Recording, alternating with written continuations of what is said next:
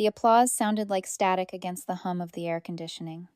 From the back of the ballroom, I watched my father Gregory raise his crystal flute to the light. To Brittany, he announced, his voice booming with performative pride, the visionary genius behind the Sterling Heights project. My sister stepped forward beaming, accepting the ovation for a building she couldn't even spell, let alone design. She was wearing a vintage silk gown that I had paid for. I stood in the shadows clutching a clutch that held my resignation letter. I didn't cry. I didn't scream. I just checked the time. It was exactly 9 p.m. The lie was official. And the bill was due. Before we dive into how I took back exactly what was mine, drop a comment and let me know where you are listening from. I would love to see who is part of our community tonight. The boardroom smelled of lemon polish and leverage. It was 8 in the morning, the sun cutting through the floor to ceiling windows of the 45th floor, illuminating the dust motes dancing over the mahogany table. I sat at the far end. My father Gregory sat at the head, flanked by James, the company lawyer, and my mother Angela, who refused to make eye contact with me. She was scrolling through her tablet, likely checking the engagement metrics on the photos from the gala. The photos where I was cropped out. Gregory didn't say good morning. He slid a glass of water across the table, the ice clinking against the crystal. It sounded like a gavel.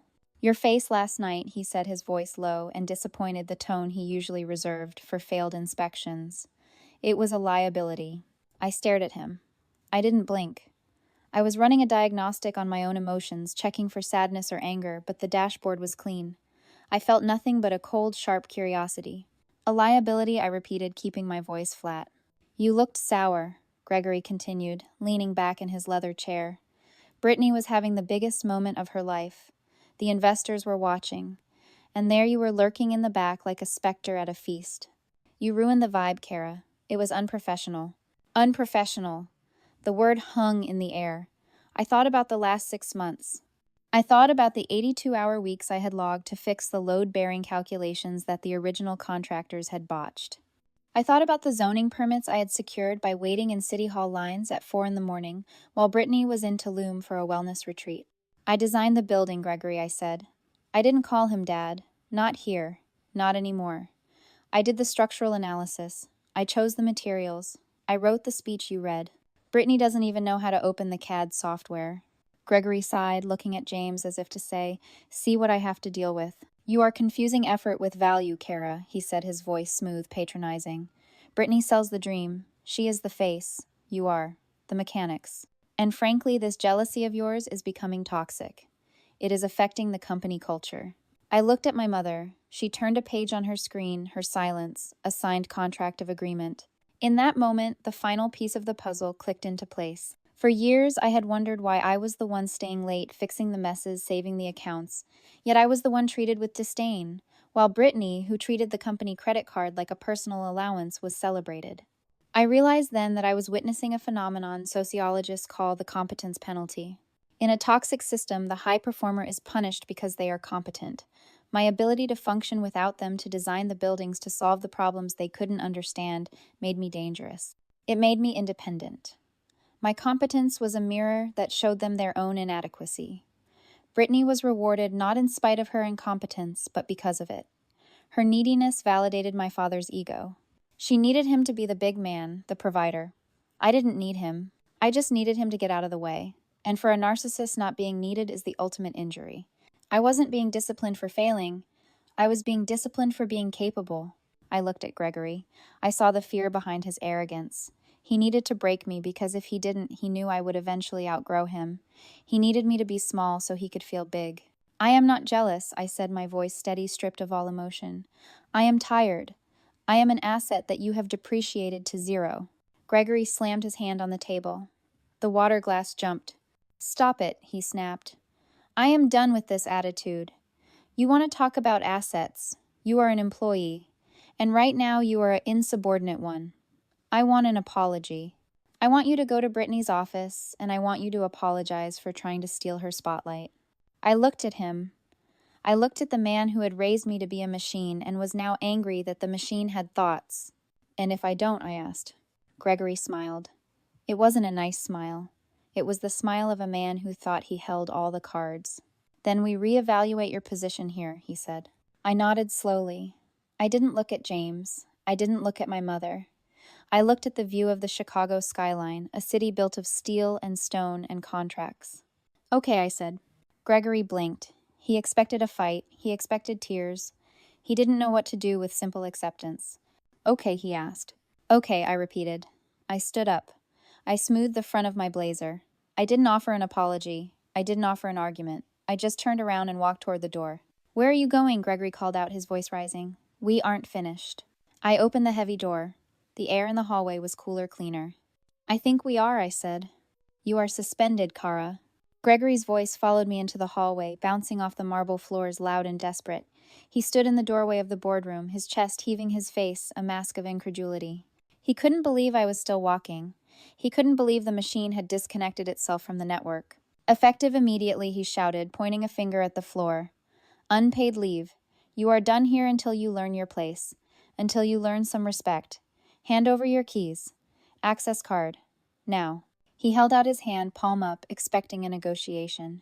He expected me to clutch the lanyard, to plead for my salary, to remind him of the mortgage or the bills. He thought the keys were his leverage. He didn't realize they were his shackles. I stopped. I turned slowly. I reached into my blazer pocket. The cool metal of the security fob pressed against my thumb. I pulled it out. I didn't throw it. I didn't make a scene. I simply stepped forward and dropped the lanyard into his open palm. It made a soft, pathetic click as it landed. Done, I said. Gregory stared at the keys in his hand. His fingers curled around them instinctively, but his eyes were wide, searching mine for the cracks, for the fear. He found none. I turned my back on him and walked to my office. It was a glass box near the corner, the fishbowl where I had spent the last 5 years turning his vague ambitions into steel and glass realities. My desk was a landscape of controlled chaos, rolls of schematics, color swatches for the sterling interior, the dual monitors glowing with the render of the lobby I had designed. I didn't sit down. I didn't check my email. I pulled a cardboard box from under the desk, the one I had kept there for 3 years, ever since the first time he took credit for my work on the Riverside project. I started to pack. I didn't take the stapler. I didn't take the pens with the company logo. I didn't take the acrylic Rising Star Award that sat on the shelf gathering dust.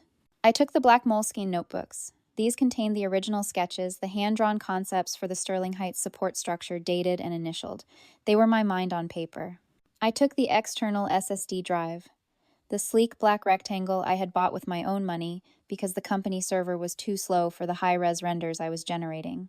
It held every raw file, every revision, every metadata timestamp of my work for the last 4 years. It was the DNA of the firm, and it belonged to me.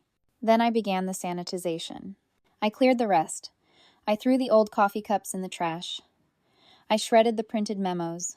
I wiped the surface of the desk with a tissue until the ring from my mug disappeared. When I was finished, I stepped back. There is a specific violence to an empty desk. In a corporate environment, clutter is life. It is evidence of utility, of activity, of value. Piles of paper mean you are needed. A messy desk says, I am too busy keeping this ship afloat to clean. But a clean desk, a desk stripped to the laminate, that is a vacuum. It is a gaping wound in the room. It signifies the total clinical withdrawal of value. It is not just an absence of a person. It is the absence of the engine. Looking at that sterile surface, I realized I wasn't just quitting a job. I was removing the oxygen from the room. The silence coming from that corner office would be louder than any scream I could have made. It was a counterfactual, a physical manifestation of what their company looked like without me. Empty. I picked up the box. It wasn't heavy. My entire contribution to their empire, stripped of the labor they felt entitled to, weighed less than 10 pounds. I walked out of the office. Brittany was standing by the water cooler holding a latte, watching me. She looked at the box. She looked at my face. She didn't look worried. She looked confused, like a child watching a magic trick she didn't understand. She thought this was a tantrum. She thought I would be back on Monday apologizing, begging to fix the mess she was about to make. I didn't say goodbye. I didn't warn her about the client call scheduled for 10 a.m. I walked past the reception desk. I walked past the awards cabinet. I pushed through the glass doors and stepped into the elevator. I pressed the button for the lobby. As the doors slid shut, cutting off the view of the firm my labor had built, I checked my watch. 8:45. I had a 9 o'clock appointment with a notary. The notary's stamp hit the paper with a dull, heavy thud. It was the most satisfying sound I had ever heard. Thank you, I said, sliding the document into a crisp manila envelope. I paid him in cash. I didn't want a paper trail on the company card. I walked out to my car, opened my laptop, and connected to the personal hotspot on my phone. I had drafted the email 3 weeks ago. It was sitting in my drafts folder, a loaded gun, waiting for the trigger pull. Subject: resignation. Body effective immediately. I am resigning from my position at Gregory Associates. All personal property has been removed. All company property has been returned. Please direct all future correspondence to my legal counsel. I didn't add a sincerely. I didn't add a best regards. I hit send. Then I opened LinkedIn. I didn't write a rant. I didn't post a tearful selfie about toxic workplaces or family betrayal. I posted a press release. Cara Architecture is officially open for business, specializing in high-stakes commercial development. Please note, all intellectual property regarding the Sterling Heights design portfolio remains the sole property of Cara Architecture and has not been transferred to any third party. I tagged Mr. Sterling. I tagged the City Planning Board. I tagged the trade journals. I hit post. Then I closed the laptop, drove to a cafe across town, and ordered a double espresso. I watched the steam rise from the cup. I imagined it was the smoke rising from my father's legacy. Back at the firm, the silence I left behind didn't last long. According to the timestamps on the frantic voicemails I received later, the chaos started at 9:15. Brittany was sitting in my chair, spinning, holding a latte she hadn't paid for. She was trying to figure out how to open the project files. She didn't know the password. She didn't know the file structure. She thought the red blinking light on the server was a glitch. She didn't know it was a heart attack. The door to the executive suite slammed open. James, the company lawyer, didn't knock. He didn't smooth his tie. He ran in his face the color of old parchment. He was holding a tablet like a shield. Gregory looked up from his desk, annoyed. "Knock, James," he snapped. "We are running a business here." "You need to see this," James wheezed. He dropped the tablet on the mahogany desk. The screen was glowing with my LinkedIn post. The engagement numbers were climbing vertically. The industry was watching. Gregory read it. He laughed. It was a bark of incredulity. "She is bluffing," he said, waving a hand dismissively. "Intellectual property. She is an employee. Everything she creates on company time belongs to the company. That is standard boilerplate." She signed the contract. James shook his head. He was sweating a thin sheen of panic on his forehead. "That is just it, Gregory. She didn't." "What are you talking about?" 3 years ago, James said, his voice trembling. "When we promoted her to lead architect, I drafted a new contract. It included the IP assignment clause. It included the non-compete. It included the clause that transfers all creative rights to the firm." And Gregory demanded. "You told me not to send it," James whispered. "You said the legal fees for the revision were too high. You said, and I quote, 'She is my daughter. She isn't going anywhere. Why waste $500 on paperwork?'" The silence in the room was absolute. It was heavier than the steel beams of the Sterling Heights tower. Gregory stared at the lawyer. He blinked once, twice. The arrogance was still there, but cracks were forming in the porcelain. "So, what does that mean?" he asked, his voice quiet. "It means she is still operating under her intern contract from 5 years ago," James said. "It means she never assigned the rights to the Sterling Heights branding. She never assigned the blueprints. She never assigned the structural renders." James looked at the floor. "Legally, Gregory, we are building a stolen building." And she just told the entire city. The phone on Gregory's desk began to ring. It was a shrill, demanding sound. The caller ID flashed. "Mr. Sterling." Gregory looked at the phone. Then he looked at Brittany, who was scrolling through TikTok, oblivious to the fact that the roof had just caved in. "Answer it," Gregory hissed at her. "You are the visionary lead. Tell him it is a clerical error." Brittany picked up the phone. Her hand was shaking. "Hi, Mr. Sterling," she chirped, her voice pitching up an octave in panic. "So funny you called. We were just—" She stopped. She pulled the phone away from her ear. Even from across the room, James could hear the screaming on the other end of the line. "Give me the phone." Gregory didn't wait for her to hand it over. He snatched it from her grip, his fingernails digging into her wrist. Brittany flinched, tears already welling in her eyes, not because she had failed, but because she was being yelled at. She retreated to the corner, curling into the leather love seat, making herself small. The visionary lead was hiding. Gregory put the phone to his ear. His voice underwent a terrifying transformation. The panic vanished, replaced by a smooth, oily baritone. "Mr. Sterling," Gregory boomed. Apologies for the confusion. We are having some technical difficulties with the server. You know how technology is. I wasn't there to hear Sterling's response, but I could imagine it. The man was a billionaire developer who ate sharks for breakfast. He didn't care about server glitches. He cared about the fact that the architect of his $45 million investment had just publicly declared the building was stolen property. No, no, Gregory said, his laugh sounding forced and tinny. Kara, oh, that is just a disgruntled former employee. A low-level assistant. We had to let her go for incompetence. She is just lashing out. It is sad, really. Mental health is a serious issue. He paused, listening. The blueprints, I assure you, Brittany oversaw every line. Kara was merely a tracer. She filled in the blanks. We have the originals. He hung up. He looked at James. Get me an interview, Gregory commanded. Channel 5 business. Now. We need to get ahead of this. We need to kill her credibility before noon. I was sitting in a cafe 3 blocks away watching the live stream on my laptop. I had set a Google alert for my father's name. It didn't take long. By 11 a.m., he was on air. The news anchor looked concerned. The chyron beneath Gregory's face read, Sterling Heights Scandal CEO speaks out. Gregory looked fantastic. He was wearing his honest man tie, a soft blue silk. He looked directly into the camera, his eyes crinkling with practiced empathy. It breaks a father's heart, he said, his voice catching just enough to sound authentic. We gave Kara every opportunity. We created a position for her when no one else would hire her. But she simply didn't have the aptitude for high-level design. We tried to shield her. We let her feel involved. But when she endangered the project with subpar calculations, we had to intervene. This outburst. It is a cry for help.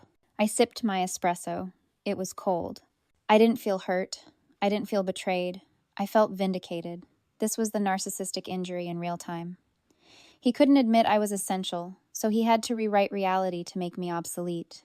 He had to destroy me to save himself. He had just committed slander on live television. And he had done it while lying about the authorship of a building that I could prove mathematically, digitally, and forensically was mine. I opened my receipts folder. I didn't write a long emotional rebuttal.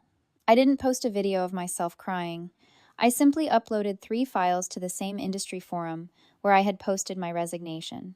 Exhibit A, a screen recording of the metadata from the master CAD file. Created by Kara. Total edit time, 2,400 hours. Last modified by Kara. Exhibit B, an email chain from 6 months ago. From Gregory to Kara, subject, Brittany's presentation body. Kara, write the script for Brittany. Make sure you use simple words. She gets confused when you talk about load distribution. And remove your name from the title card. It confuses the brand. Exhibit C. A voicemail from Mr. Sterling himself left on my personal cell phone 2 weeks ago, praising a specific design element that I had pitched in a meeting where Brittany was scrolling through Instagram. I titled the post, The Tracer Speaks. I hit publish. The reaction was instantaneous. It wasn't a ripple, it was a tsunami. The architecture community is small, gossipy, and fiercely protective of authorship. Within 10 minutes, the post had been shared 500 times. I watched the stock ticker for the publicly traded partners associated with the project. It twitched, then dipped. Back in the office, James was watching his tablet. He saw the post, he saw the comments. Gregory Associates is a fraud. I worked there. Kara did everything. Numbers stand with the architect. James looked up at the TV screen where Gregory was still talking about family values. Then he looked at his phone. It was ringing. It was the state licensing board. Gregory walked back into the office, beaming high on his own performance. That went well, I think, he said, adjusting his cuffs. That should shut her up. James didn't speak. He simply turned the tablet around. Gregory looked. He read the email. He saw the metadata. He saw the comments. The color drained from his face so fast it looked like a special effect.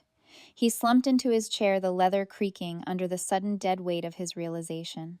It wasn't a PR crisis. It was an autopsy. He grabbed his phone to call me. He wanted to scream. He wanted to threaten. He wanted to beg. I watched my phone light up on the cafe table. Dad calling. I didn't answer. I flipped the phone over. I wasn't negotiating with terrorists. I sat in the waiting room of Miller and Associates, a neutral ground chosen by my lawyer, David. He was a shark in a pinstripe suit, the kind of man who smiled with his teeth and billed by the second. He sat beside me, reviewing the settlement agreement one last time. Across the table, Gregory and James arrived 10 minutes late. It was a power move that failed because they looked like they hadn't slept in 3 days. Gregory's tie was crooked. His honest man suit looked wrinkled. He walked in with a forced, buoyant energy that was painful to watch. "Kara," he exclaimed, opening his arms as if to hug me. "So good to see you, this whole thing. Just a misunderstanding, right? Families fight. It is what we do." I didn't stand. I didn't smile. I watched him approach, and I analyzed his face. For years, I had been terrified of my father. I had seen him as a titan, a man who could give or withhold approval with a single glance. But looking at him now, I didn't see a titan. I saw a man who was terrified. His smile wasn't warm. It was a rictus of fear. His eyes darted around the room, assessing the threat level, calculating the exits. He was a cornered animal, trying to pretend he was still the predator.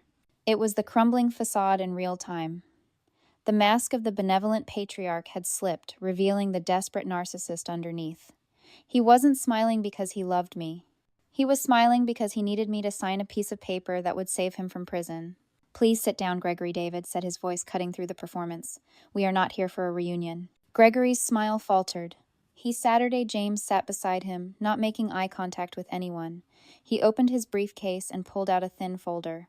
"We have prepared a settlement offer," James said quietly. "We are willing to offer Kara a consulting fee for her work on the Sterling project. $20,000, and a letter of recommendation." David laughed. It was a short, sharp sound. "That is insulting," David said. "We are not here to negotiate consulting fees. We are here to discuss the terms of your surrender." Gregory bristled.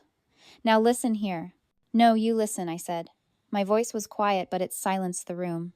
I slid a document across the table. It wasn't a settlement, it was a demand letter. "Here are the terms," I said. 1. You will transfer the Sterling Heights contract to Kara Architecture immediately. Mr. Sterling has already agreed pending the release of the IP rights. 2. You will pay a settlement for 5 years of unpaid overtime, misclassified labor, and stolen intellectual property. The amount is calculated on the last page. It is non-negotiable. Gregory flipped to the last page. His eyes bulged. $3 million, he choked out. "You are out of your mind. We don't have that kind of liquidity." "Then you sell the firm," I said. "Or you sell your house. Or you liquidate your personal assets. I don't care how you find it. But you will pay me for every hour I spent building your reputation while you were building your ego." "And if I refuse," Gregory snarled, the mask dropping completely now. "Then we file the injunction today," David said cheerfully. "We halt construction on Sterling Heights. We sue for copyright infringement. We sue for fraud. And given the evidence Kara has already released, the state licensing board will likely revoke your license before the trial even starts. You will lose the building. You will lose the firm. And you will likely go to jail for fraud." The room went silent. Gregory looked at James. James didn't look back. He was busy staring at the demand letter, realizing there was no way out. Gregory looked at me. He tried one last time. He tried to summon the old magic, the power he used to wield over me. "Kara," he said, his voice trembling, "I am your father. You wouldn't destroy your own family." I looked at him. I remembered the gala. I remembered the visionary lead. I remembered the competence penalty. "I am not destroying the family, Gregory," I said. "I am just collecting my debt. You spent my love like it was a credit card, and now you are over your limit." I uncapped a pen and pushed it toward him. "Sign the papers." Gregory stared at the pen. He looked at the window at the city he thought he owned. Then slowly, his hand shaking, he picked up the pen. He signed. He didn't say goodbye. He didn't apologize. He just stood up, a smaller, grayer man than the one who had walked in and left the room. James followed him, clutching the signed agreement like a life raft. I sat there for a moment, listening to the silence. It wasn't heavy anymore. It was light. It was the sound of a debt being paid in full. I looked at David. "Done?" I asked. "Done," he said. I stood up and walked out of the office. I didn't look back. 6 months later, the champagne tasted different. It didn't taste like leverage or guilt. It tasted like victory. I stood in the center of the Sterling Heights lobby. The space was exactly as I had drawn it in my moleskin notebook 3 years ago, a cathedral of glass and light designed to catch the Chicago sunrise and hold it hostage. Next to me, Mr. Sterling was shaking hands with the mayor. He turned, spotted me, and beckoned me over. "This is the architect," he said to the mayor, his voice booming. "Kara, the one who made this happen." I shook the mayor's hand. I didn't shrink. I didn't hide in the back. I stood in the light I had built. On the wall behind us, a bronze plaque gleamed. It listed the developers, the city officials, and the design team. At the top, in bold, raised letters, lead architect, Kara Architecture. My father wasn't there. I had heard the news through the grapevine, the small whispering network of the industry. Gregory Associates had downsized. They had moved out of the 45th floor and into a shared workspace in the suburbs. They had lost 3 other clients in the wake of the scandal.